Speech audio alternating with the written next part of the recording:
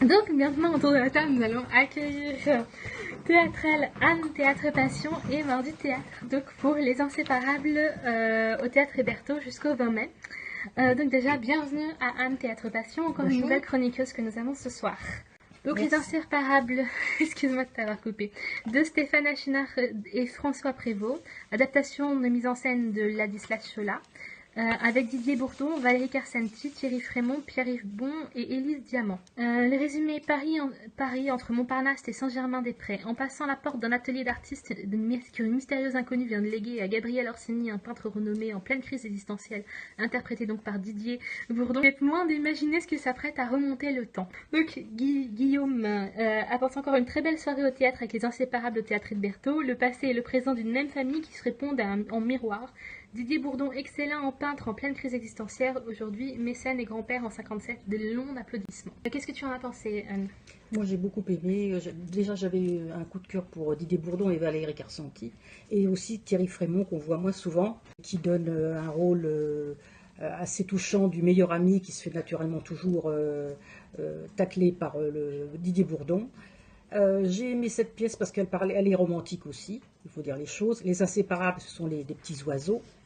Et c'est dans la pièce, ce sont des petits oiseaux en verre qu'a acheté Sacha lors d'un voyage. Donc moi j'ai beaucoup aimé disons l'histoire, les décors aussi sont superbes. C'est un duplex que je voudrais bien avoir chez moi, mais ça, non, pas ça. Je trouve que la coupure entre les époques est très bien faite par les enfants aussi, par Abel, qui est donc le fils de, comment il s'appelle, Samuel. Il y a aussi des histoires de secrets de famille, des histoires qui sont cachées, des secrets, des non-dits, voilà, et qui se révèlent à la fin, de toute façon. Donc moi j'ai bien aimé l'interprétation, la mise en scène, j'ai trouvé ça très touchant. Moi, je trouve que tu résumes assez bien, c'est-à-dire qu'il y a toutes ces choses-là et en fait, il y a trop de choses. Je trouve que dans le texte, il y a trop de choses. Il a voulu aborder trop de sujets. Il y a le sujet de l'art, il y a le sujet de la relation père-fils, grand-père, petit-fils. Il y a beaucoup, beaucoup de choses et on se perd un peu. Ce texte, je ne l'ai pas trouvé vraiment abouti. En revanche, je te rejoins parfaitement sur notamment la scénographie qui est sublime.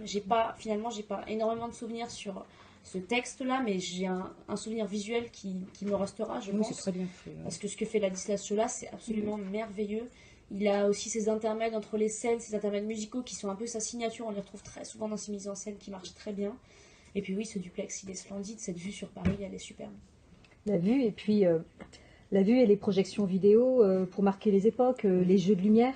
Je ne sais plus qui a fait les lumières. Mais voilà, quand on retourne sur les scènes avec Samuel et sa maîtresse Sacha, les lumières sont un peu plus sépia.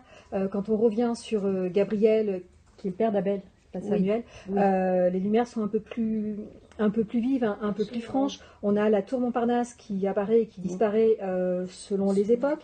Et je crois qu'en fait, le décor, c'est vraiment la chose la plus importante, la plus belle de cette pièce. C'est un peu le 6e personnage. Absolument. Parce qu'on qui donne un côté très filmographique, du coup, un peu... Ça aide beaucoup. Oui, ça aide beaucoup, oui. Et ça aide c'est très ingénieux parce qu'avec cette maison qui tourne et qui permet effectivement de varier les époques et de marquer un petit peu, en fait, le temps qu'elle tourne, on comprend on comprend assez rapidement qu'on passe à une autre époque. Et voilà, et on est un peu subjugué parce que c'est magnifique. Et oui, la mise en scène, elle est franchement, elle est bien. Ensuite, pour en revenir aux comédiens, ou plutôt non, d'abord à l'écriture.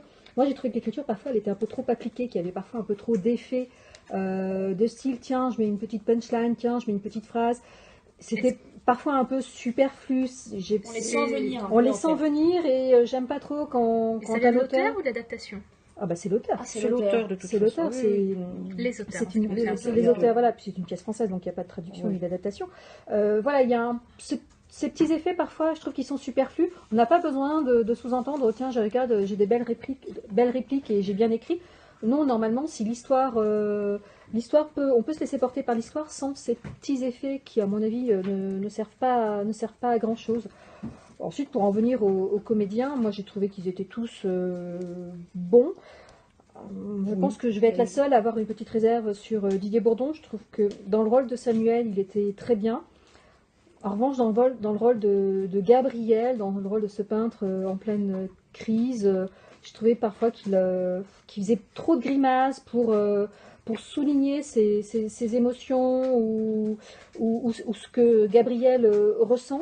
Et je trouve que Didier Bourdon, sincèrement, face à Thierry Frémont, qui avait pourtant un rôle moins important, tout à fait, il peine à exister. C'est peut-être pour ça qu'il faisait un peu parfois des grimaces, qu'il était un peu parfois dans le surjeu. Je l'ai trouvé artificiel et appliqué. Ah, mais je te rejoins, mais pas du tout, du tout. Mais je sais.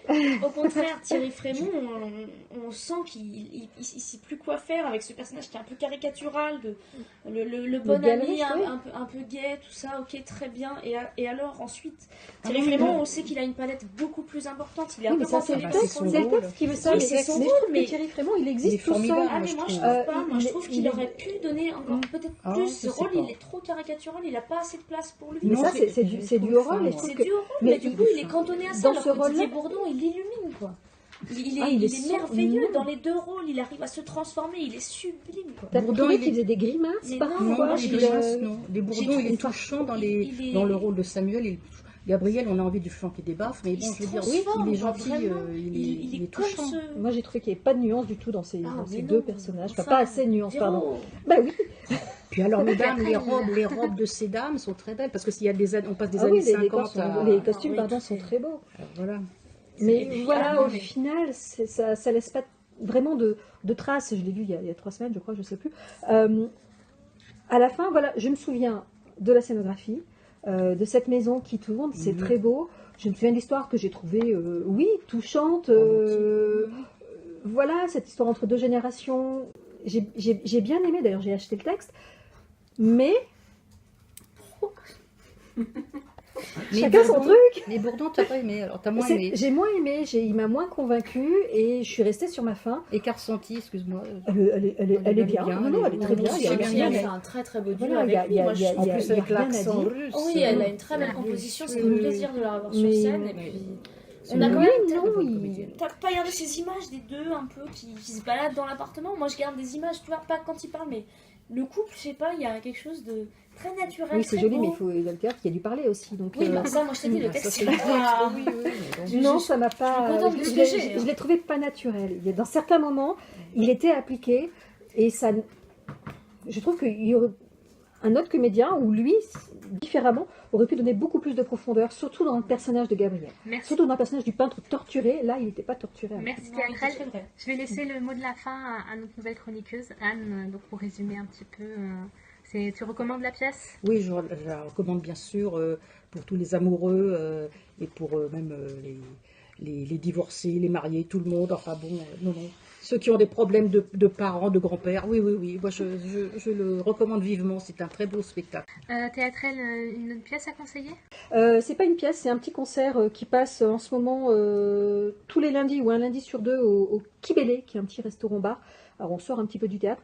C'est une artiste qui a joué au Rond-Point il y a 1 mois, qui s'appelle Émile Bayard, dans un petit récital qui s'appelle d'elle à lui, qui est vraiment très très bien. Et elle se produit au Kibélé un lundi sur 2 en mars et en avril. C'est extrêmement drôle, c'est extrêmement fin. Elle chante et elle interprète très très très bien de vieilles chansons sur les hommes, les femmes, les rapports hommes-femmes.